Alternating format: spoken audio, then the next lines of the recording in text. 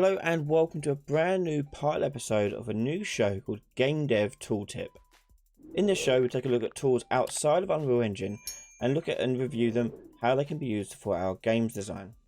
Purposely looking at tools that you may not be aware of or ones that may go underneath the radar because they're more designed for indie or even out of use cases. For example, today we're taking a look at Inkarnate, a map generation tool that we can use to build maps. This was originally designed for things like Dungeons and Dragons, but it doesn't mean that we can't use it for our own purposes in creating world maps or city maps for our games. So this is a really cool piece of software. I've actually purchased the Pro version, and it's quite cheap too, and we'll go through the pricing in a second. But let's take a look at what it can do. So over here on the left, we've got a few templates we can go for, and I'm going to go for the parchment world map here. I quite like the look of this. And I click choose style. Then you get to choose what kind of size you want. We're going to stick to landscape. And it'll create a map. Now it's got tons and tons of settings in here. Some are paid for, some are not. But it's worth noting that the paid for option is really cheap compared to many other software. I think it was $30 for a year. So really worthwhile, really strong. Let's take a look at creating something here. So you've got the basic tool where you can dig out and mask out your landscape. And here I've got an edgy shape. I really like this edgy shape. It gives us nice uneven edges, saves us doing it manually. So let's take this and drag this around, and we can build out our landmass for our world.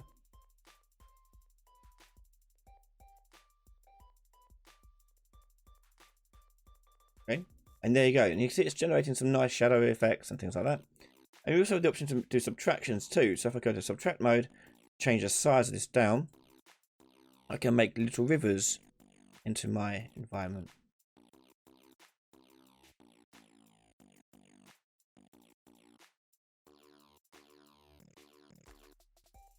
And make that a bit bigger in the bay there. So we can cut in really nice shapes and make a little bay there. And if I make some islands, I can do. We'll just go and shape that off there. And make a little peninsula of shapes. And you can see just how quick it is to make something that looks really nice. Do another little river. And change the size of this.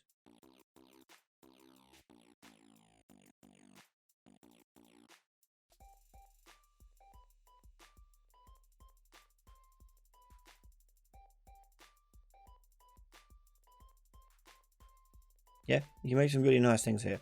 That's just the carving tool, and you've got different shapes you can do. You can change the size, you can change the roughness, things like that. And there are other different settings too as well. If you want to do different sort of shadowing and outlines, you can do that too. And customize how all this appears, like so. So the ripples effect here I can turn off and on, although I really like it on. And you can change the size of this, the width of it, things like that. You get quite a lot of customization in here. Let's take a look at other options we have in here. We also have the paint tool and brushing a texture onto our scene here. So here we have some green. We can use that to paint on some fields. And what's really nice about this is that it only affects the landmass if we want it to. So you can see here, I can paint, it won't let me paint onto the sea. And that's because I have the foreground option enabled over here.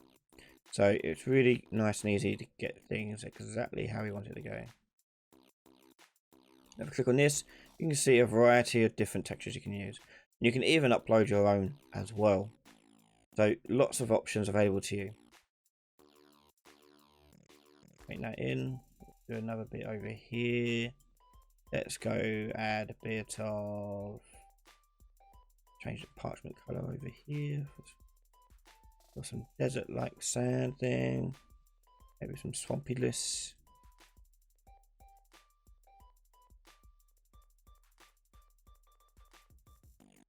And so on and so forth. So really nice. Play about with it, please do. And you have some similar settings you see over here where you can mess about with different shapes, sizes, things like that. Next up we have the stamp tool. The stamp tool is really cool because basically it allows us to stamp in some generic shapes into our scene to build out our landmarks. So here we've got the mountain selected, and you can see here we've got a random selection here. It's going to randomize between these and generate for us. So you can change the size and all rotations and all this other stuff and mess about with this.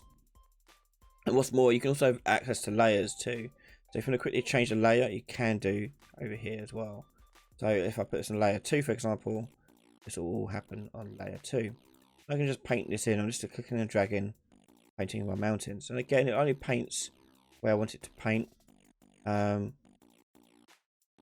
you can see it's not going to be too crazy with its brush if you don't want it to be. And you can see also how it's randomizing the image as well.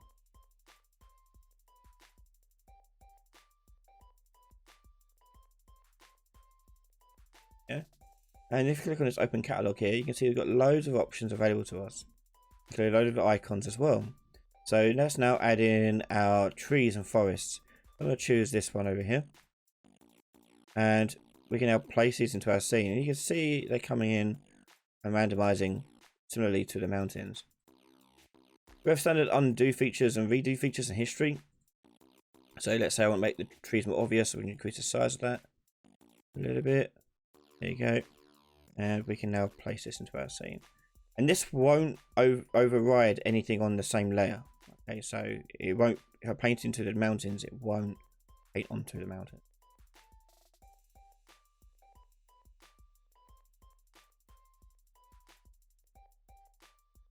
Okay.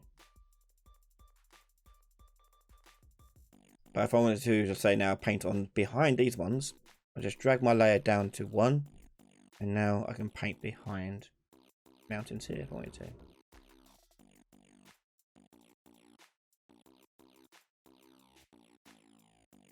Ooh, too far.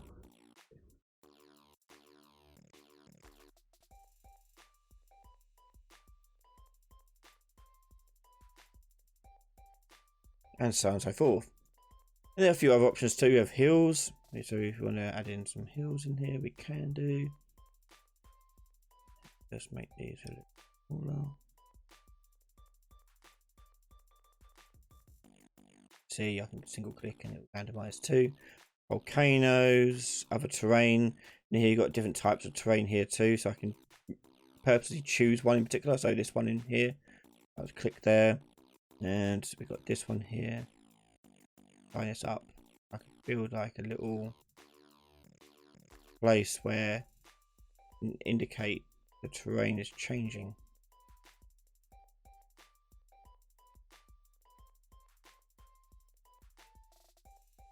Yeah, you can do some really nice things with it. As well, you have icons as well. So for city and settlements, you have these icons here. You have also just normal icons too that are less detailed. I can go to here for geometric ones, and we go, okay, this is like a camp maybe. We'll change the size of that, pop that down, indicate these things in here. You also have different shapes and nodes, so if you want to put in key points and markers, you can do. Okay. And so on and so forth. Okay, you also have other features like clouds, ships, compass, markers. So if you want to put that in there, you can put that in there like that. Indicate that there's going to be some sea creatures about. Put some nice border decorations on there. Yeah, loads of little things you can do. Some shields. Indicate different factions maybe. And so on and so forth. Okay. And you can also upload your own. So if you're not happy with any of these, you can also just bring in your own ones. So really nice.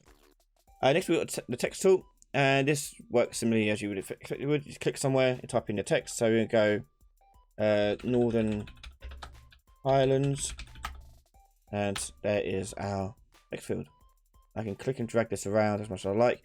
We can also add some curvature to it as well. So if I mess about the curve here, we can really get some unique shapes and positionings of various things like this.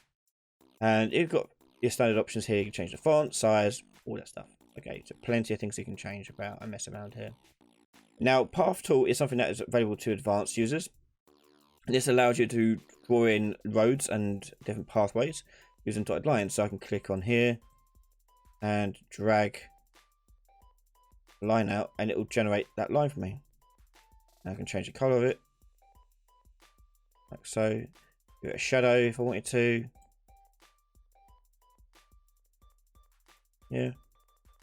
Color, we can turn down the opacity a little bit so it's not so obvious. And you can change how it handles gaps and dashes and things like that. So really cool, really easy to do this. And that is simply just doing it by just clicking and dragging. So it's really simple to get going. I just do it again.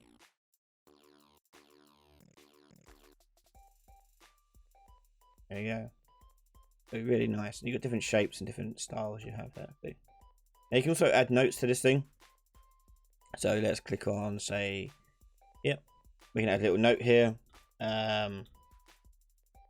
Things, castle. And we can write some lore about those locations there, and that's all going to be saved for us. So it's really nice and easy. Add little notes for us too. Obviously, DM meaning Dungeon Master, referring to Dungeons and Dragons. Cancel. You also got a grid tool to help you place these things. So if you want to do a hex grid, you can do a hex grid. If you want to do a square grid, ox grid, things like that, you can really help yourself in positioning things like that. And you also have the filter tool. You can, and let's turn the grid off. You also have a filter tool here where we can add new filters and change the way it's going to look here. So I can change to, say, parchment. It'll give us this nice sort of hue on it. It'll look old fashioned. And paper tear. You can see it's got like a bit of wear and tear on the paper. And you've got different things you can change on this. Well, okay, so tons and tons of options. And when you're done, you can just save it out as a name.